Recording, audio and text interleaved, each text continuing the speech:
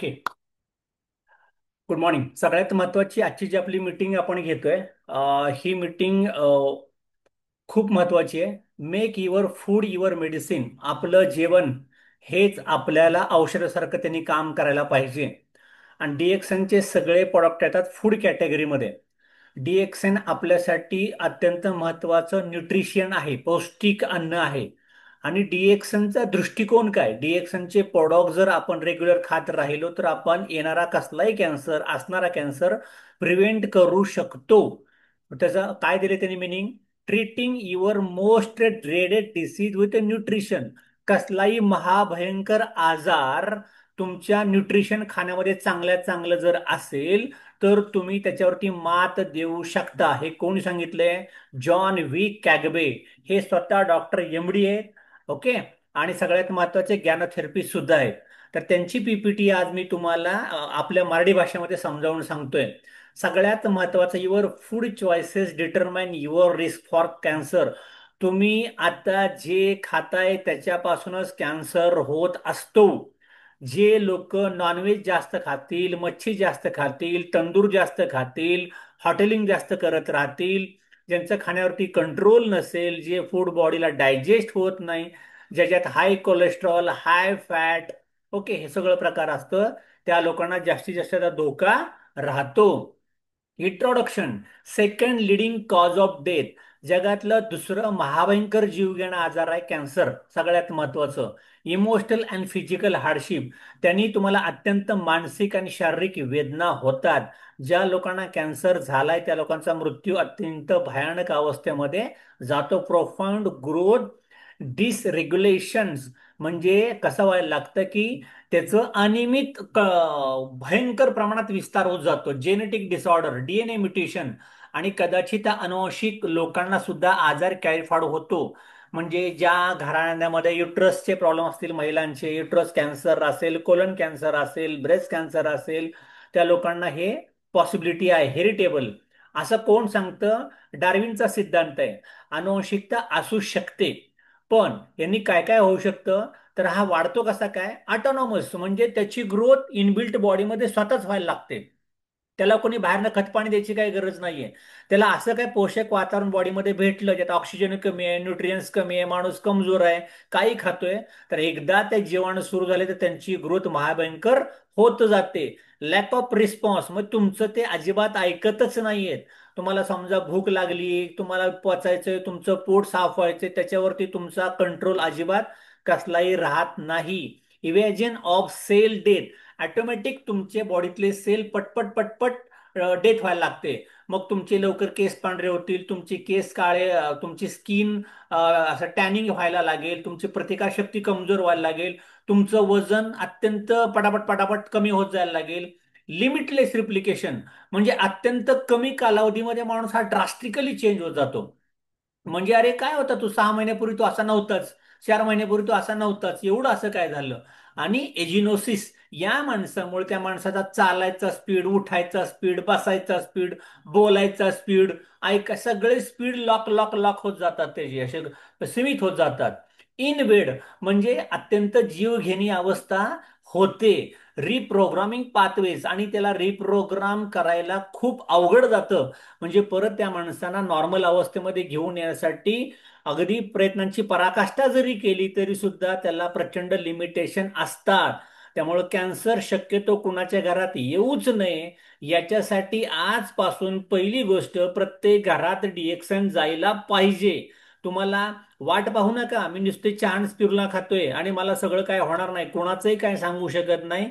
डीएक्सनचं अगदी तुमच्या घरात राईस ब्रॅन ऑइल पण असायला पाहिजे, जॅगरी पण असायला पाहिजे, स्पिरुला पण असायला पाहिजे. जे जे तुम्हाला शक्य आहे घरातलं, दुकानातले प्रोडक्ट, मार्केटमधले प्रोडक्ट, मार्केटचा भाजीपाला, मार्केटचं गोड तेल, मार्केटमधलं दूध, सगळं जीव घेणं झालंय.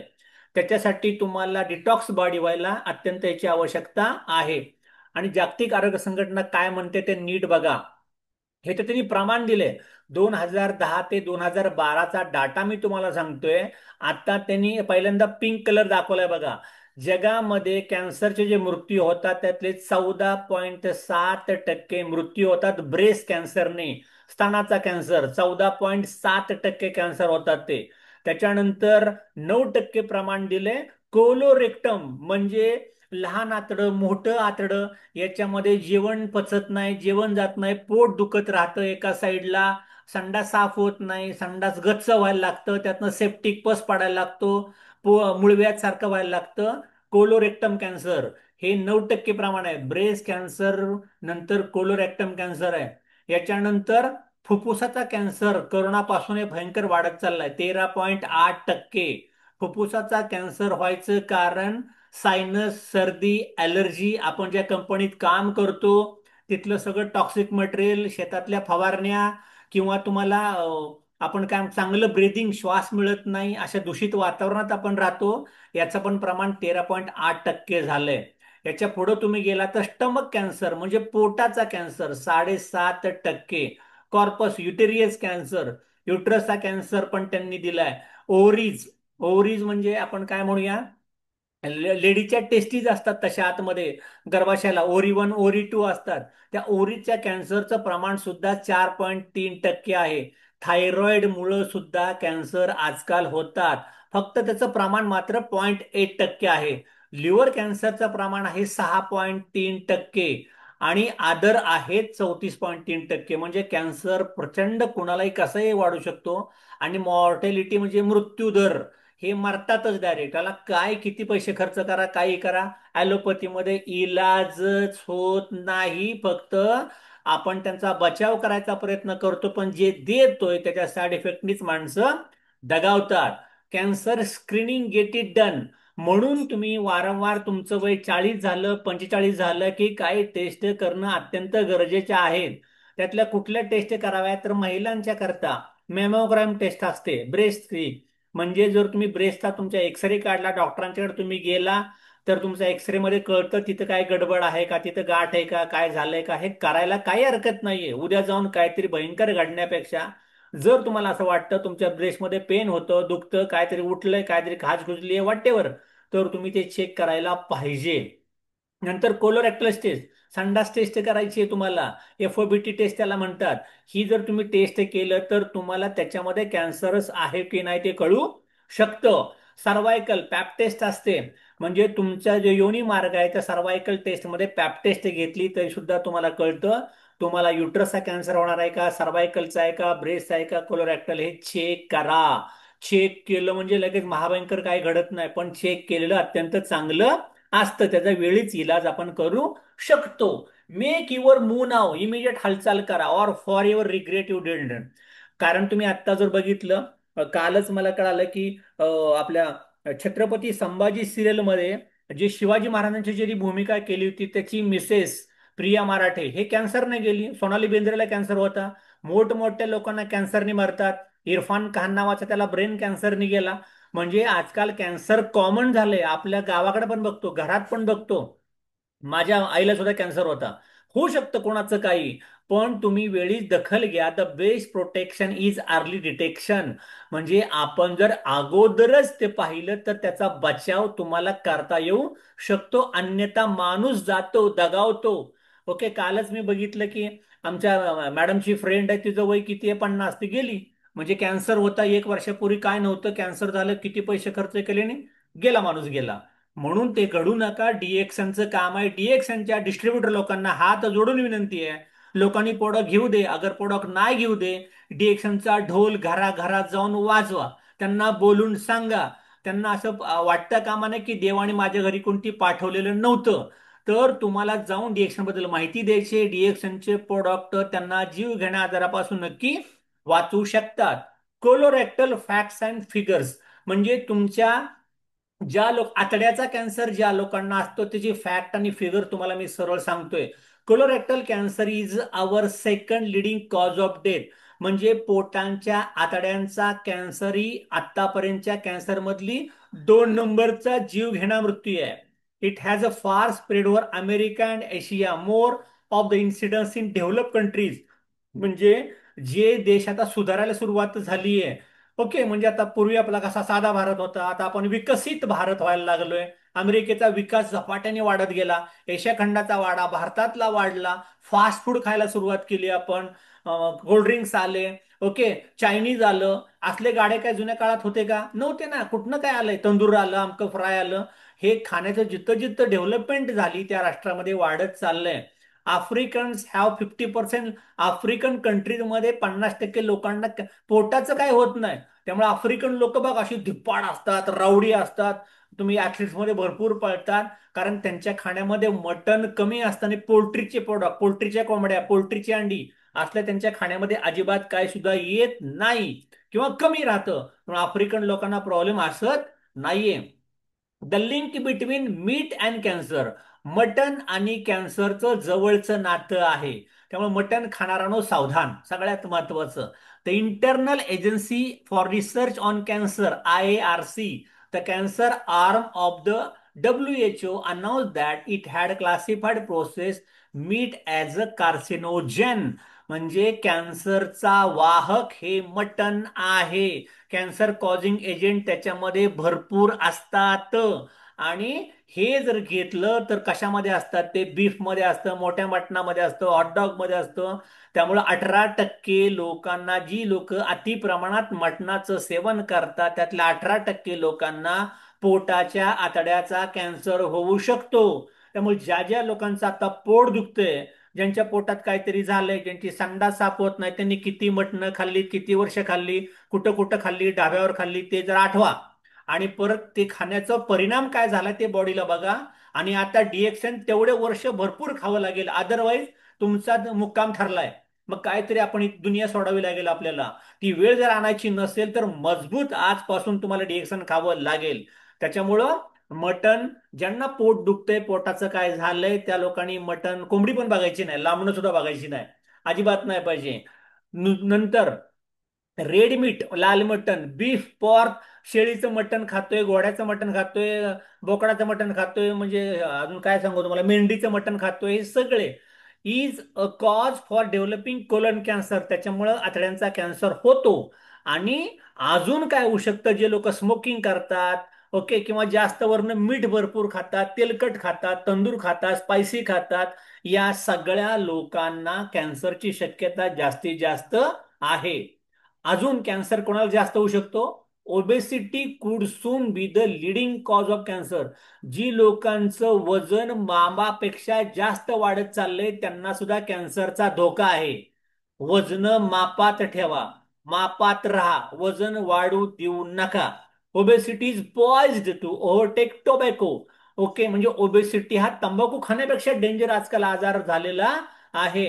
And not so distant future, the effects of chronic inflammation that's known to be present in the fat tissue of most overweight and obese people is associated with the development of cancer. त्यामुळे तुमच्या कमरेचा घेर जर जास्त वाढत चाललाय, तुमचं वजन जास्त वाढत चाललंय, तर त्या महिला असतील तर त्यांना ब्रेस्ट कॅन्सरचा धोका आहे किंवा फुफ्फुसाच्या कॅन्सरचा धोका आहे. Conversely, only about 10% of Americans currently know that obesity is associated with cancer. अमेरिकेतल्या फक्त 10% लोकांना असं कळालंय की आज ओबेसिटीमुळे आमचा कॅन्सर येऊ शकतो. अमेरिकेला आता फक्त वाटते 10% होऊ शकतं. इंडियातलं तर वाटेनाच झालंय. त्याच्यामुळे वजन मापात ठेवा, वजन जास्त वाढू देऊ नका. इलाज करायला आपल्या डिएक्शनच्या हातामध्ये पूर्ण आहे, काळजी करू नका. Lose those baby fats quick, immediate वजन कमी करायची आज आत्ता ताबडतोब प्रयत्न चालू करा. ॲब्डॉमिनल फॅट म्हणजे तुमच्या पोटाचा घेर, पोटाची बेली, आपण ज्याला म्हणतो टमी म्हणू, त्याला आपण tummy, or the fat around your, तुमच्या कमरेभोवतीचं वाढलेलं वजन, and tummy increases your risk of premature death. अशा लोकांचं 50% शक्यता आहे की लवकर मृत्यू होतो. ज्यांची वजन कामापेक्षा जास्त झाली त्यांचं बोलतोय मी. Meat consumption decreases your adiponectin. Okay, त्याच्यामुळं तुमचं जे ॲडिनोपेक्टिन असतं म्हणजे लवचिकता, ती कमी करायचं काम मटणामुळं होतं. The hormone that protects your from cellulite production. Obesity may cause you to metabolic चयापचय क्रिया तुमची बिघडली जाते. बघा ना तुम्ही आता बिर्याणी हाऊस कसे तुडुंब चाललेत, कोंबड्या किती, गणपतीची वाटच बघतायत लोक कधी उठतंय ते. मध्ये 2 दिवस मिळाले पक्ष पितृपक्षाची लगेच सुरुवात. असं लोक भरपूर खात राहतात. त्यामुळे लोकांना high cholesterol, high blood sugar, hypertension, ही लोक डॉक्टरांच्या नुसत्या गोळ्या खात बसतात. पण it is a precursor to cancer. ज्या लोकांना आता डायबिटीस आहे, ज्यांचा कोलेस्ट्रॉल वाढलेला आहे, ज्यांना स्ट्रेस ताणतणाव जास्त होतो, ही कॅन्सरच्या प्रायमरी स्टेजला आत्ताची लोक आलेले आहेत. त्यामुळं वजन कमी करायसाठी काम करा असं कोण सांगतंय? Michael M Greger, M D, FACLM, ही डिग्री झालेले doctor. Food that prevent cancer. आपलं अन्न, जेवण आपल्याला कॅन्सर पासून आपला बचाव करू शकतं. कुठलं अन्न पाहिजे जेवणामध्ये मग आपल्या? हे कोण सांगतं? जे आहेत naturopathy doctor, cancer diet specialist, ज्या कॅन्सरचं डाएट लिहून देतात, त्या डॉक्टरांचं काय म्हणणं आहे? Healthy diet helps you preserve strain. तुमचं जर जेवणाचा आहार चांगला असेल तर तुमची मजबूती वाढते, तुमचं वजन प्रमाणात राहतं, इन्फेक्शनचा लढा तुम्ही चांगल्यात चांगला देऊ शकता. इव्हन एलिव्हेट ट्रीटमेंट, तुम्हाला जर कुठला साईड इफेक्ट झाला असेल तर त्याला रिव्हर्ट करता येऊ शकतं तुमच्या खाण्यापिण्यातून. The best approach to staying healthy during the and after cancer treatment is to follow plant based diet. ज्या लोकांना कॅन्सर होऊन गेलाय, ज्यांचं पोट दुखतंय, ज्यांना पोटाचा त्रास आहे, अशा लोकांनी फक्त प्लांट बेस्ड, शेतात पिकलेली डाळी, कडधान्य, शेंगा, जे असेल तेवढंच तुम्हाला खायचंय. अजिबात प्राण्यांचं दूध पण नाही, प्राण्यांचं मटण पण नाही, प्राणी बघायचा पण नाही. असं जर कॅन्सर झाला असेल तर पहिलं तुम्हाला ते फॉलो करावं लागेल. A healthy gut reduces. तुमचं गट बॅक्टेरिया हा जर चांगला असेल, तुमचं पोट चांगलं असेल, तर तुम्हाला कॅन्सर आणि डायबिटीस कधीच होणार नाही. त्यामुळे इटिंग पॅटर्न हा इन फ्रुट्स मध्ये, फ्रूट सॅलड भरपूर खा.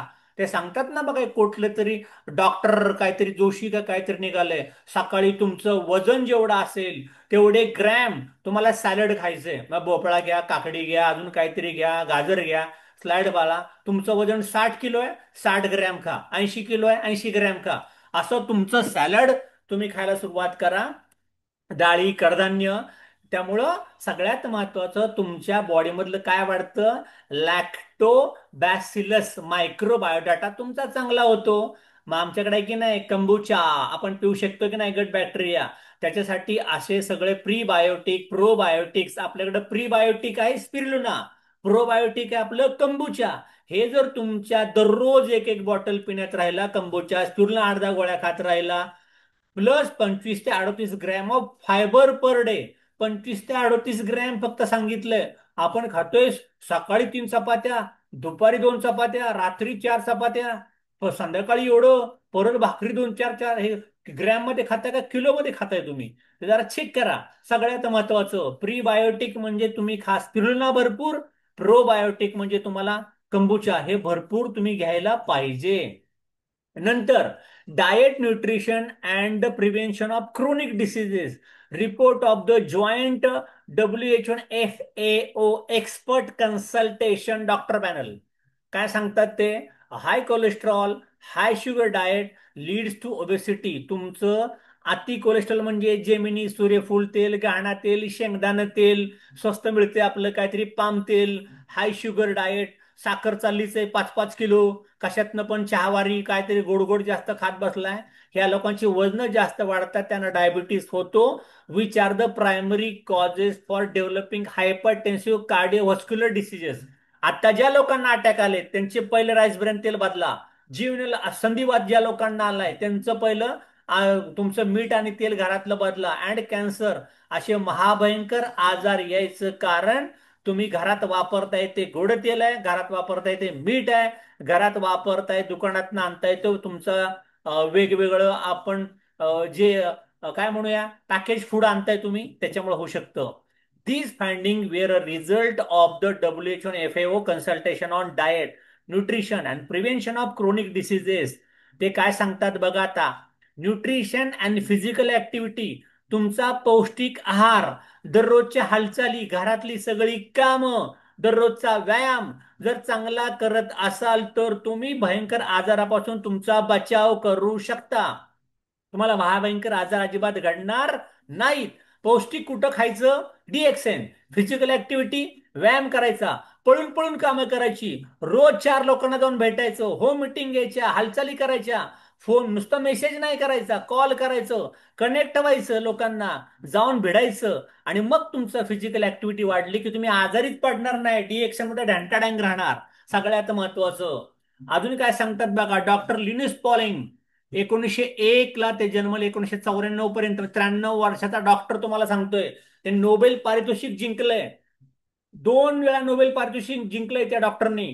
कोणाची डॉक्टर आहे ते? रसायनशास्त्र आणि मेडिकल रिसर्च वरती. काय लिहिले बघा त्यांनी, you can trace every disease, every element, तुमच्या बॉडीतला प्रत्येक आजार, प्रत्येक लक्षण, आणि एव्हरी कॅन्सर सिकनेस, कॅन्सरमुळे होणारा प्रत्येक कमजोरी, हे टू न्यूट्रिशनल डिफिशियन्सी मुळेच होते. न्यूट्रिशनल डिफिशियन्सी का आली?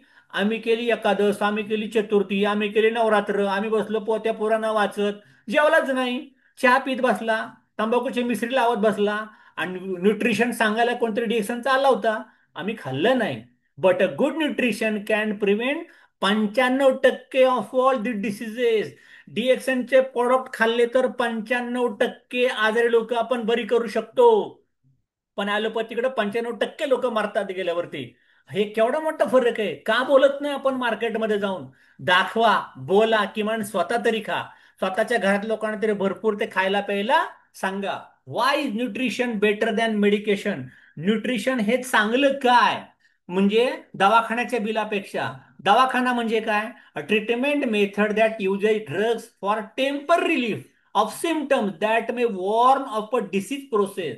जेव्हा तुम्ही डॉक्टरांच्याकडे दवाखान्यात जाता तेव्हा तुम्हाला तात्पुरता आराम दिला जातो, तात्पुरता आराम दिला जातो, पण तुमच्या डिसीज प्रोसेस फक्त लांबवली जाते. आजार तिथंच आहे, पण तो फक्त लांबवला. आता तुम्हाला सिम्पटम काढून घेतले. न्यूट्रिशन काय असतं? A practice that help to restore lost. तुमची जी जुनी एनर्जी गेली ती परत आली पाहिजे. हा जेवत नव्हता, जेवायला लागला पाहिजे. वजन कमी झालं होतं, वजन वाढत गेलं पाहिजे. चैतन्य गेलं होतं, चैतन्य परत आलं पाहिजे. And has been splint on a daily physical आणि मेंटल ऍक्टिव्हिटीज. दैनंदिन हालचाली आणि त्याची बुद्धी परत चांगली होण्यासाठी न्यूट्रिशनची गरज असते. ॲलोपॅथी काय करते?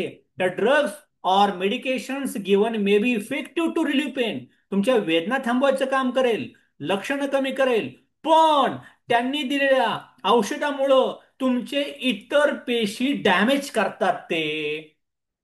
कॅन्सर बरा करायला गेलो आणि कॅन्सरच्या उपचारांनीच मेलो, असं होतं ना ते. मग मग इथं काय केलं जातं न्यूट्रिशन मध्ये?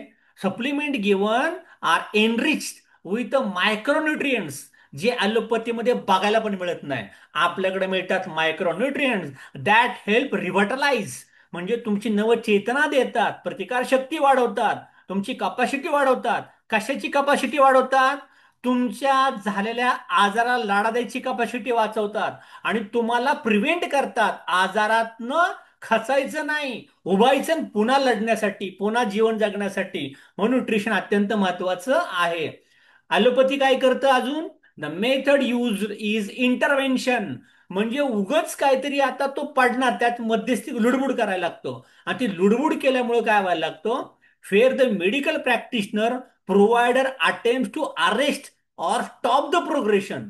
म्हणजे आता मला सांगा की पूर खूप मोठा आलाय आणि त्याच्यामध्ये उगा आपला थोडा गेलाय बंधारा बांधायला, त्याचा काय उपयोग होणार आहे का? तर फोडणारच ते, काहीतरी केलं तर. पूरच मोठा होता, ते तोडून काढणार तुम्हाला. तसं ते मुद्दाम तिथं काहीतरी करायला जातात.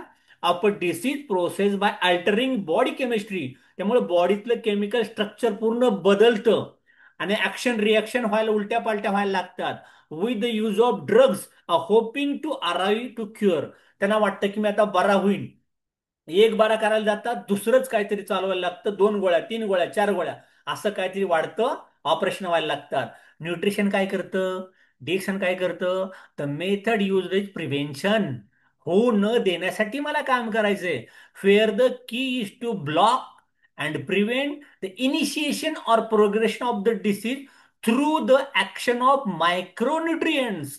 म्हणजे मला सांगा, मी आता तिथं एक साधं उदाहरण आहे. तिथं 2 कुत्री आहेत आणि ती 2 कुत्री लय कालवा करतायत, आणि तिथं मी अजून 4 कुत्री सोडली त्यांना मारायसाठी. ती 2 पहिली होती, ती पहिली 4 आली, अजून गोंधळ करणार. पण इथं आपण काय केलं, न्यूट्रिशन देताना आतमध्ये गोंधळ काहीतरी बॉडीमध्ये झाला होता, आणि ते देताना ते आतमधले जे ओरडत होते, त्रास देत होते, व्हायरस बॅक्टेरिया तुम्हाला बॉडीला त्रास देत होते, त्यांना आपण मायक्रोन्युट्रियन्स दिलं. आणि ते मायक्रोन्युट्रियन्स तोंडात गेल्यामुळं, ते खाल्ल्यामुळं, ते जे इन्फ्लेमेशन करायचं, ते अंगाचा दाह करायचं, ते खाज खुजली करायचं, ते शांत होत गेलं, शांत होत गेलं, शांत होत गेलं, आणि काम डाऊन झालं. आणि ते आतला ट्यूमर वितळायला सुरुवात झाली, आणि नॅचरल क्युअर झालं. त्याला विध्वंस नाही केला, त्याला चिरफाड नाही केली, त्याला बोट नाही लावलं, त्याला कात्री नाही लावली, त्याचं काही केलं नाही. त्याला फक्त खाऊ दिला. खाऊ असा दिला, त्या खाऊनी त्याला खाऊन टाकला. सगळ्यात महत्वाचं, न्यूट्रिशन खूप महत्वाचं आहे. डीएक्सन इज हेल्थ थ्रू न्यूट्रिशन. डीएक्सन तुम्हाला न्यूट्रिशन प्रोव्हाइड करतं. मग डीएक्सन कसं कसं काम करतं? Revive of the observation theories of DXN ganotherapy. Theory number one, disease is caused by toxins. तुमच्या बॉडीमध्ये आजार यायचं पहिलं कारण तुमच्या बॉडीमध्ये गेले केमिकल. खाण्यातनं, पिण्यातनं, अन्नातनं, व्यसनातनं, ताणतणावातनं, that we get from contaminated, दूषित अन्न, पाणी, हवा. ह्याच्यामुळे तुमच्या बॉडीमध्ये टॉक्सिन गेलंय. नाहीतर तुम्ही आजारी पडायची काही गरज होती का? काही गरज नव्हती. पण गेलं तुमच्या अजाणतेपणी, जाणतेपणी. दुसरं काय कारण आहे? त्यामुळे तुमच्या बॉडीचा इम्बॅलन्स झाला, असंतुलन झालं. असंतुलन झालं कशाचं? Hormone due to physical injuries. म्हणजे तुम्हाला काहीतरी फिजिकल इंजुरी झाली, किंवा तुम्हाला झोपच नाही मिळाली. आता मी कित्येक लोक बघतो, आयटी सेक्टर मधली रात्रभर जागतात, दुपारी 2, 3, 4 वाजेपर्यंत जागतात. त्यांची झोपच होत नाही. त्यांच्यामुळे झोपा त्यांच्या होत नाही, स्ट्रेसमध्ये राहतात, आणि व्यायामाचं तर नावच नाही. आता मला सांगा, एक नवीन रूल तुम्हाला सांगतो. आज झोपायचं आणि उद्या उठायचं, का उद्या झोपून उद्या उठायचं? जे लोक रात्री 12च्या नंतर झोपतात आणि नंतर सकाळीच उठतात, ते उद्या झोपले आणि उद्याच उठले. आज झोपायचं म्हणजे काय? 10 वाजताच कल्टी मारायची, सकाळी 5ला उठायचं. बरोबर, आज झोपला आणि उद्या उठला. हे नीट गणित लक्षात ठेवा. आज झोपायचं, उद्या उठायचं. 12 आणि 12च्या नंतर झोपला की गेला. त्याची रेस्ट होणार नाही, स्ट्रेस होणार, लॅक ऑफ फिजिकल एक्सरसाइज होणार. तुमची झोप अत्यंत महत्वाची आहे. पण आज झोपून उद्या उठायचं, उद्या झोपून उद्या नाही उठायचं, उशिरा उठायचं नाही. तुमचे आजार वाढत जातील. थेरी नंबर दोन, ganoderma mushrooms and other DXN supplements are काय करतात? Non drugs nor medicine. डीएक्सनचे प्रोडक्ट हे औषध पण नाही आणि ड्रग स्टिरॉइड पण नाही. मग काय आहे ते? ते आहे, they are micronutrients found in this herb which are use to support the body's main goal to prevent disease. Micronutrients जगात सगळ्यात जास्त क्वालिटीचे फक्त एकाच प्रोडक्ट मध्ये, त्याचं नाव आहे गॅनोडर्मा. आणि हे खाल्ल्यामुळे तुमचा कोणताही आजार थांबवायची, बंद करायची आणि तुम्हाला नॉर्मल करायची त्याची पूर्ण तयारी आहे. त्याच्यामुळं अनलाइक ड्रग्स आणि micronutrients are effective in reversing disease process. आज डायबिटीस रिव्हर्स होतो, आजार रिव्हर्स होतो, आणि त्याची लाईफस्टाईल परत अशी डॅन्टाडॅन झिंगाट व्हायला लागेल. त्यामुळे डिएक्सनच्या आरजीएल खाणं अत्यंत महत्वाचं आहे. Revive of the observation theories of DXN ganotherapy. Theory number तीन, initial reaction that you feel in your body after first intake DXN ganoderma. म्हणजे डिएक्शन तुम्ही पहिल्यांदा लगेच खायला सुरुवात केलं तर काय होतं माहितीये का? उलटी होईल, जुलाब होईल, सर्दी जास्त व्हायला लागेल. पण त्याला काय म्हटलं जातं? त्याला म्हटलं जातं it's reflection of your body's response to healing. तुमच्या बॉडीत पंचकर्म करायला सुरुवात झाली, त्याला म्हणतात हिलिंग क्रायसिस. म्हणजे तुमच्या आता विहिरीत जर पाणी लागायचं असेल, तर दगड नंतर पहिल्यांदा पहिलं पाणी मातीच उडतं, ते काय चांगलं पाणी उडत नाही. म्हणजे आतला कचरा, फ्लड सगळा बाहेर काढतं, नंतर स्वच्छ पाणी यायला लागतं. तसं तुमच्या बॉडीत हिलिंग प्रोसेसमध्ये पहिल्यांदा रिफ्लेक्शन होतं. उलटी, जुलाब, सर्दी, लूज मोशन, खाज खुजली होणार. म्हणजे ते ऍक्च्युली कामाला सुरुवात झाली. चौथं काय केलं जातं? There is no correct dosage. ज्याचा कुठला डोस नाही. हे तुमच्या डिग्री, तुम्हाला किती जास्त आजार असेल, कोण 2 आरजीजेल खाईल, कोण 4 खाईल, कोण 6 खाईल, कोण 2 स्पिरुलिना खाईल, कोण 12 स्पिरुलिना खाईल, कोण 16 पण खाईल, काही नुकसान नाही. The degree of severity of nutritional deficiency your imbalance. तुम्हाला किती असंतुलित झालाय, किती विकनेस बॉडीमध्ये आलाय, आता जर एखाद्या माणसाचं वजन खूपच कमी झालंय, तो आता मरतोय का जगतोय कळत नाही, खा ना 20 पिरुला सकाळी, 20 पिरुला संध्याकाळी. मजबूत खा, लवकर बरं म्हणा. अर्धी अर्धी मॉरन्सी प्या ना. वाट का बघताय? तुमचं आयुष्य तिकडे झटक्यात कमी व्हायला लागलंय. मजबूत खायला सुरुवात करा. The conflict between compliance and non compliance. तुमची तक्रार आत्ताची किती आहे ते बघा. तक्रार बघून म्हणजे मला खूप पोट भरलं असेल, मी कमी जेवणार. कमी पोट भरलंय, मी भरपूर जेवणार. तशी तुमची गरज असेल तसं डिएक्शन तुम्ही कमी जास्त खाऊ शकता. ओके. इलेक्ट्रोफिजिओलॉजी, नॅचरल मेडिसिनचे डॉक्टर काय सांगतात बघा, एमडी मेडिसिन आहेत. ते काय म्हणतात? Unless you are in a serious accident, जोपर्यंत तुम्हाला असं मोठं काहीतरी होत नाही, लय भारी पिक्चर बघितला की नाही, तुम्हाला झटका बसल्याशिवाय तुम्हाला कळत नाही, your best chance of living to ripe old age is to avoid doctors. म्हातारपणी, वय 60 झाल्यानंतर, वय 65 झाल्यानंतर डॉक्टरकडे जायचंच नाही. हॉस्पिटलची पाळी यायलाच नाही पाहिजे. मग तुम्ही काय शिकायला पाहिजे आजी आजोबांनी, म्हाताऱ्या माणसांनी? To learn nutrition. काय आहे ब्राह्मी, काय आहे आवळा, काय आहे त्रिफळा, काय आहे अश्वगंधा, हे काय आहे आयुर्वेदिक, काय आहे मार्केट, ते शिकायला पाहिजे. जडी हर्ब्स काय असतं, other forms of natural medicine खाऊन मी कसा बरा राहू शकतो, हे शिकायचं. डॉक्टर जायचं नाही, मरणारच आहे एक ना एक दिवस. पण दवाखान्यात जाऊन मरू नका, नॅचरली खा आणि भरपूर जगा. Medicine, almost all drugs are toxic. प्रत्येक डॉक्टरचं दिलं जाणारं औषधे विषारीच असतं. And are design to treat only the symptom. ते फक्त लक्षणच बरी करतं, पण तुम्हाला बरंच करू शकत नाही. मग कोण करेल? फक्त डिएक्सन. त्यामुळे डिएक्सनचा भरमार व्हायला पाहिजे. So shift from medicine to food. म्हणून तुम्ही औषधावरनं डिएक्शन वरती या. It is a better choice to health. कॉफीचे पुडे प्या, मॉरंजी प्या, कंबुचाचा बॉक्स प्या. मग काय तुम्हाला खायचंय, प्यायचंय, लोळायचंय, धुवायचंय, ते डिएक्शन. मजबूत खा.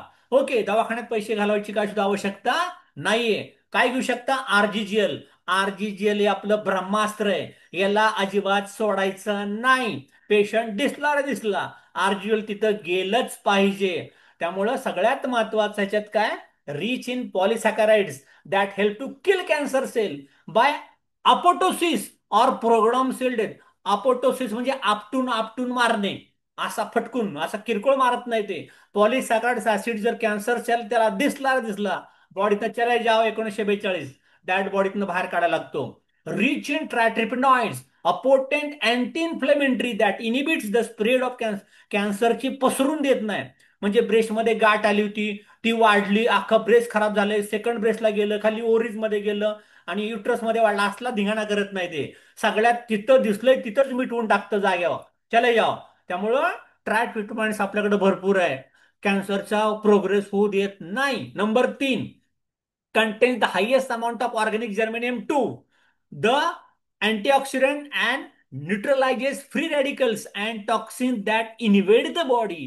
जे तुमच्या बॉडीचा, अवयवाचा सर्वनाश करायला आलंय, त्या फ्री रेडिकलला पकडून पकडून पकडून पकडून मारतं, बॉडीच्या बाहेर काढतं. त्यामुळं आरजीजीएल ला तोडच नाहीये. त्यामुळं fighting the big cancer with ganoderma lucidum. त्यामुळे कुठल्या प्रकारचा कॅन्सरला कसा न्यूट्रलाइज करायचा, त्याच्यावरती तर समोर काय करतं बघा, मायक्रोन्युट्रियन्स येतं. डायरेक्ट कॅन्सरवरती अटॅक करायला लागतं. पॉलिसॅकराइड ट्राय ट्रीटमेंट मध्ये काय असतो? T cells, T cells, T cells direct कॅन्सरवरती अटॅक करायला लागतात. ऍक्टिव्हेशन टी सेल रिव्हर्टलाइज, तुमची प्रतिकारशक्ती वाढवायला लागतात. आणि मग सगळ्यात महत्वाचा, तुमचा ट्युमर सेलला अपोटोसिस करत करत करत करत बॉडीच्या बाहेर काढून टाकतं. कमॉन डिएक्सेन. अरे काय ब्रह्मास्त्र आहे तुमच्या हातामध्ये, आणि काय करताय तुम्ही? रडत का बसलाय सगळे? खा आरजीएल, खा मजबूत. 1 पेअर, 2 पेअर, 4 पेअर, 6 पेअर पटापट खायला सुरुवात करा. लोकांना सांगायला सुरुवात करा. आणि मग अजून काय करतं? Cytotoxic against human tumour cells. The 3 newly discovered triterpenes, okay, Lucidine, A, B, and C were found to be most potent and cytotoxics to acute lymphotic lymphomas. Lymphatic lymphomas म्हणजे बऱ्याच लेडीजला ब्रेस्टच्या बाजूला काखेमध्ये इथं तुम्हाला काहीतरी दुखायला लागतं, काखेमध्ये गाठ यायला लागते, इथं ब्रेस्टच्या वरती इथं कसं काहीतरी जाणवायला लागेल, ओटीपोटीमध्ये तुम्हाला कुठे अशी वाटायला लागतं. Sarcomas and meth A tumour cells in human begins हे वाढतात. आणि ह्या सगळ्या कॅन्सरचा खात्मा करू शकतो. दे कॉज अपोटोसिस, म्हणजे हे कॅन्सर आपण आर्जीजेल खाण्याने नष्ट करू शकतो. सगळ्यात महत्वाचं, त्यामुळे हे तुमची प्रतिकार शक्ती वाढवतं. कमजोर लोकांच्या मध्ये ताकद यायला लागेल. जे विनाकारण हायपर झाले, चिडचिड करते, राग करते, डावडाव करते, ते शांत व्हायला लागेल. बॉडीचं रेग्युलेशन संतुलित करण्यासाठी तुम्हाला गॅड्रमा मदत करायला लागेल. अजून काय करतं? अजून बघा काय करतं. टाईप 1 आणि type 2 diabetes, insulin dependent, non insulin असे वाले गोळ्या खाणारे, या दोघांच्या करता डायबिटीसच्या कसल्याही जखमा बऱ्या करायची ताकद आहे डीएक्सनच्या आरजीजेल मध्ये. Improved wound healing and improved angiogenesis म्हणजे काय, की तिथं रक्त पुरवठाच होत नाही. बोट पायाची काळी पडली, बोट तोडा सांगितलं, पाय तोडा सांगितला, अरे काय तोडातोडी चालू आहे. तिथं रक्त पुरत नव्हतं ना. कोण चालू करणार? डॉक्टर नाही करणार, आरजीजेल करणार. मग द्यायला सुरुवात करा, एक पेर, दोन पेर, चहा पेर. आणि त्याच्यामुळे काय होतं, polysaccharides that inhibit mitochondrial oxidative stress. जो तुमच्या पेशीतला, प्रत्येक पेशीमध्ये एक मायटोकॉन्ड्रिया असतो, त्या मायटोकॉन्ड्रियावरती जाऊन अटॅक झालाय ना, त्यातला स्ट्रेस काढून टाकतं. And suppression of nitric oxide dismutase, promotion of inflammation by macrophages, म्हणजे तुमच्या कॅन्सरवरती किंवा डायबिटीसच्या जखमांनी होणाऱ्यावरती प्रतिहल्ला करून ते बरं करायला मदत करतं. RGGL, diabetes patient RGL compulsory द्यायला सुरुवात करा. Suppression of inflammation response by try treatments काय काम करतं? ते काम करतं. Here we show that Ganoderma lucidum markedly suppress the secretion of inflammatory cytokine, tumor necrosis factor, TNF alpha, IL-6, no PGE2, हे सगळं सगळं अगदी. गावठी आर्थरायटिस म्हणजे काय? गावठी म्हणजे गावठी नाही, गावठी म्हणजे गाठीचा संधिवात. नंतर रुमॅटॉइड आर्थरायटिस म्हणजे असा हातपाय वेडेवाकडे होतात तो. आणि ऑस्टिओपोरोसिस म्हणजे हाडं ठिसूळ होणे. कुठल्याही प्रकारच्या संधिवातामध्ये आरजीजल द्यायला सुरुवात करा. दुखलं तर दुखू दे, मॉरंजी भरपूर पाजा, पण संधिवात घालवायची ताकद. डायबिटीस घालवतो, संधिवात घालवतो, कॅन्सर बरा करतो, अरे काय काय आहे. त्याच्यामुळं आरजीजल मस्त परत चालू करा, वाढवा. अजून काय सांगितलं? Pre clinical studies have shown promising result on improving the immune system, रोग प्रतिकारक शक्ती वाढवतो. Okay, with advance cancer by increasing natural killer cell. Natural killer military तयार करतं आपल्या बॉडीमध्ये. अँड रिड्युसिंग मायटोकॉन्ड्रियल, म्हणजे तुमच्या पेशी ज्या खराब व्हायला लागल्यात, गाठ फुटायला लागली, साडायला लागले, आतमध्ये सेप्टिक व्हायला, सगळं थांबवतं. त्याच्यामुळे सगळ्यात महत्वाचं, further studies are ongoing to exposure the efficacy and safety of Ganoderma polysaccharides used alone or in combination with chemotherapy or radiotherapy. तुम्हाला नुसता गॅड्रामा घ्यायचा आहे घ्या, किंवा तुम्ही केमो घेताय, रेडिएशन घेताय, त्याच्या सोबत सुद्धा देऊ शकता. आपण कुणाचं काय थांबवायची आवश्यकता नाही, तुम्हाला घ्यायचं तर घ्या, आमचं बंद करायचं नाही.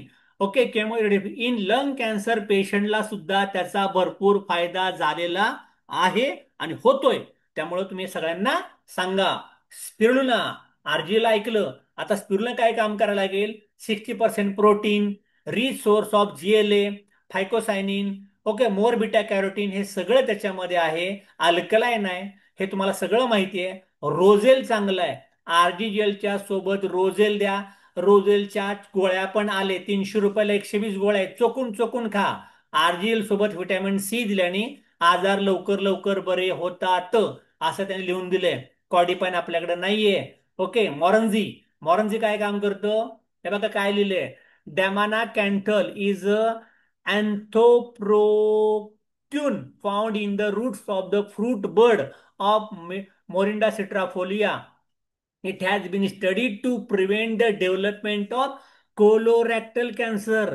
ज्या लोकांचं पोट भयंकर दुखतंय, 5 मॉरंजीवरती एक मॉरंजी बॉटल फ्री आहे, 6 महिने फ्री आहे डिसेंबर पर्यंत. ज्या लोकांची पोट दुखत आहे त्यांना डिसेंबर पर्यंत दर महिन्याला 5 बाटल्या प्यायला लावा, 6वी फुकट आहे. त्या म्हणा काय प्यायचं तेवढा. त्यामुळे काय फायदा व्हायला लागेल? By blocking the transcription and expression of the mRNA gene of this type of cancer. जर तुमच्या पोटामध्ये कुठल्याही प्रकारचा कोलोरेक्टल कॅन्सरच्या पेशी तयार होत आहेत तर त्यांना मारून टाकेल. ब्रेस्ट कॅन्सरला सुद्धा तो चांगला चांगला फायदा व्हायला लागेल. त्यामुळे मॉरंजी भरपूर प्या. ज्यांचं पोटदुखी आहे, कुठल्या प्रकारचा कॅन्सर आहे, त्यांनी मॉरंजी अत्यंत घेणं महत्वाचं आहे. लेट फूड बी द काय food be the medicine and medicine be the food, Hippocrates सांगतात. म्हणजे तुमचं अन्न हे औषधी असायला पाहिजे, औषध जेवणासारखी खाऊ नका, असं त्यांचं म्हणणं आहे. In the hand of the physician nutrition can be the highest best remedy. प्रत्येक डॉक्टरनी न्यूट्रिशन देऊनच पेशंट बरा केला पाहिजे, असं डॉक्टरचं म्हणणं आहे. आता कोण बरं करेल? प्रत्येक डॉक्टरने डिएक्शन रिकमेंड करायला पाहिजे, असं त्यांचं म्हणणं आहे. करेल का कोण? नाही करणार ते. करत असतील चांगली गोष्ट आहे, वेल अँड गुड. नसतील करत, आपण काम करूया, न्यूट्रिशनल प्रोव्हाइड करायचं, सपोर्ट आपण लोकांना देऊया. What cancer cannot do. Cancer हे नाही करू शकत रे. इट कॅनॉट क्रिपल, म्हणजे एखाद्याचं आपण बघितलं त्याचं घरातलं हरवलंय, होप हरवल्यात, फेथ हरवलाय, काय वाट लागली असेल ती लागू दे, पण सगळ्यात महत्वाचं कॅन्सरवरती इलाज आपल्याकडे नक्की आहे. कारण एकदा माणूस गेला की परत येत नाही, परत लाईफ मिळत नाही, परत कुटुंब जागे त्याला मिळणार नाही, मित्र परत मिळणार नाहीत. त्याच्यामुळे सगळ्यात महत्वाचं, कॅन्सर कोणाच्याच घरात येऊ नये, आणि आला असेल तर त्याला डीएक्सनचे प्रॉडक्ट तिथपर्यंत पोहोचवा. Always stay healthy with DXN. Come on DXN आणि थँक्यू.